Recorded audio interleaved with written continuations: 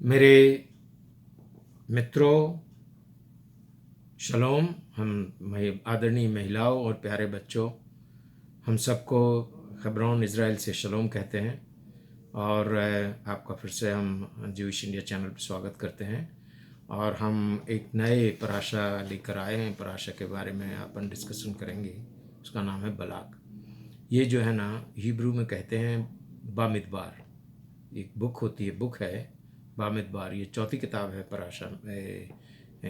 Five from the 5 books of Moses जो है ना, 5 किताबें जो हैं, 5 में से ये चौथी किताब है। और ये जो है ना, अभी कुछ ही 2-3 पराशा और होंगे और हम ड्यूटरोनॉमी में जा रहे हैं। तो ड्यूटरोनॉमी इज़ द लास्ट बुक जो मोसेस ने, हमारे बड़े प्रॉफिट ने लिखी है। तो वो अभी अब थोड़ा ख़त्म हो जाएगा। न्यू ईयर आने वाली है। रोश हश्शाना से हम लोग नया जेनेसिस शुरू करते हैं। तो ये 2-3 पराशा के बाद ड्यूटरोनॉमी है, जो हमारे लिए बहुत ही ज़्यादा इम्पॉर्टेंट है। Deuteronomy is also called book of Moses की किताब। तो ये नंबर्स 22 चैप्टर वर्स 2 से चैप्टर 25 वर्स 9 तक हम ये पढ़ते हैं बलाक और बिलाम के बारे में। तो अब क्या हुआ कि बलाक को बहुत डर लगा कि अब ये लोग आ रहे हैं, पास में ही हैं। टेंट उनका दिखता था उनके ऊपर। अगर कहीं पहाड़ी से जाके लेवल पे अगर देखो तो इजरायलियों के टेंट दिखते थे। ये देखो, इनके टैबरनेकल है और टैबरनेकल के चारों तरफ वो टैबरनेकल को अच्छे से ऑर्गेनाइज करके ये उनके चारों तरफ रहते हैं। बहुत ही ऑर्गेनाइज लोग हैं और इनसे कोई जो लड़ता है वो हार जाता है। तो इन्होंने ये सोचा कि हमको भी कुछ नुकसान होने वाला है इससे, तो एक काम करते हैं, बिलाम को बुलाते हैं और बिलाम से इनको डिस्ट्रॉय होने की कर्ज करते हैं कि भाई इनको ख़त्म कर दो। तो बिलाम तो पहले आते नहीं है, क्योंकि गॉड ऑफ इजराइल उनको बोल देते हैं कि भाई आपको जाना नहीं है वहाँ पे, और अगर आपको जाना ही है तो आपको कर्ज नहीं करना है, आपको ब्लेस करना है। तो वही हुआ। बलाक ने ले गए 3 जगह से उनको दिखाए क्या इजरायलियों के कैंप, भाई देखिए ये यहाँ से कर्ज करो। वहाँ भी वो बिलाम ने कर्ज किया, मगर वो ब्लेसिंग में कन्वर्ट हो गई। फिर दूसरी जगह गए, वहाँ पे भी ब्लेस किया, वहाँ पे भी उनको कर्ज किया, बददुआएं दी, बेकार विशेष की, वो सब पॉजिटिव हो गए, अच्छे हो गए। तीसरी बार भी यही हुआ। तो बलाक जो है ना, वो इतना फ्रस्ट्रेट हुआ।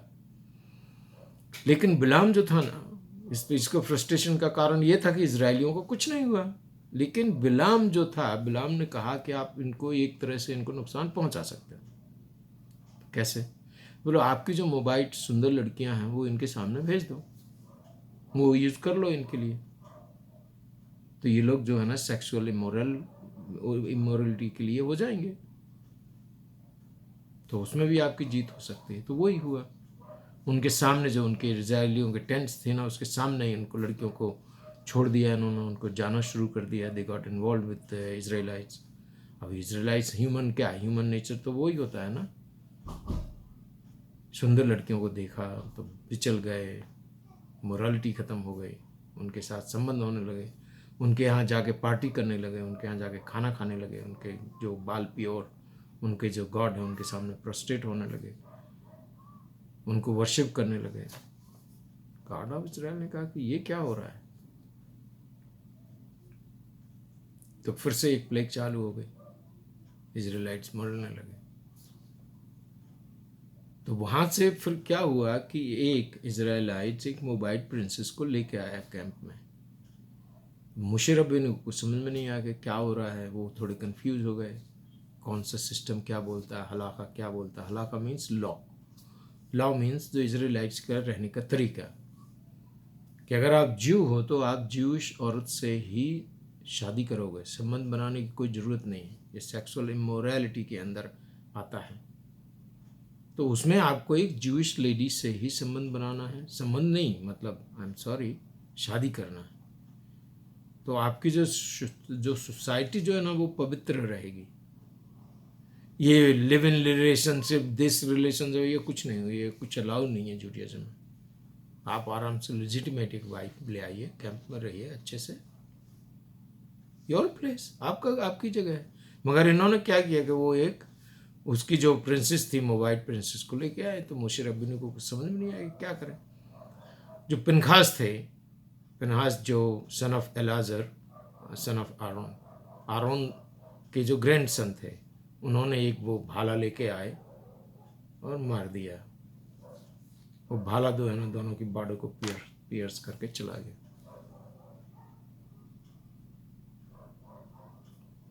और उनकी वहीं डेथ हो गई।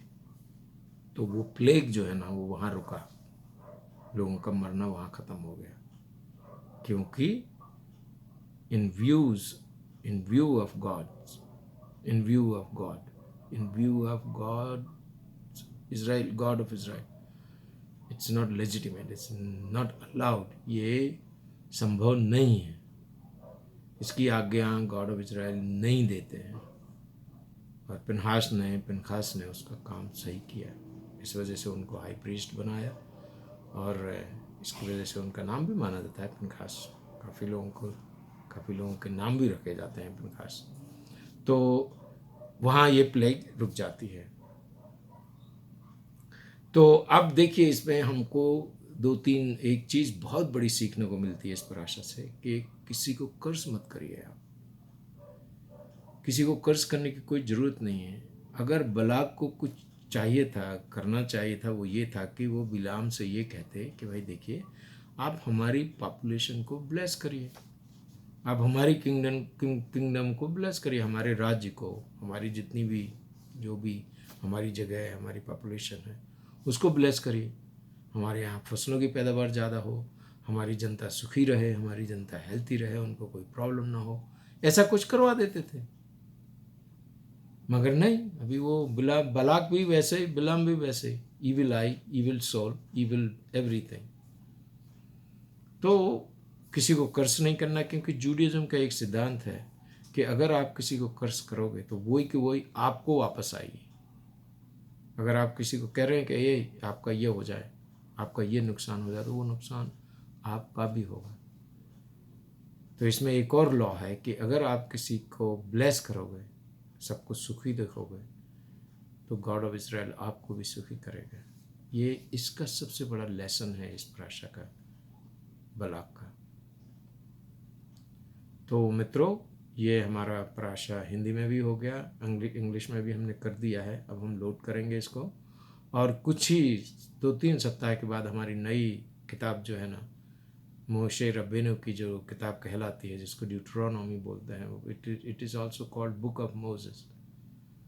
उन्होंने सबको रिमाइंड किया है कि भाई आपको, अब हम तो चले, वो मतलब इसी बुक के एंड में उनकी डेथ भी हो जाती है, तो हम तो जाएंगे, लेकिन आपको ये चीज़ें जो है ना आपको करना है। आपको ईश्वर की आज्ञाओं का पालन करना है, जिससे आप हमेशा सुखी रहें, और आपका जो किंगडम, आपकी जो ईश्वर ने आपको दिया है, वो मेंटेन रहे। Thank you very much. Shubh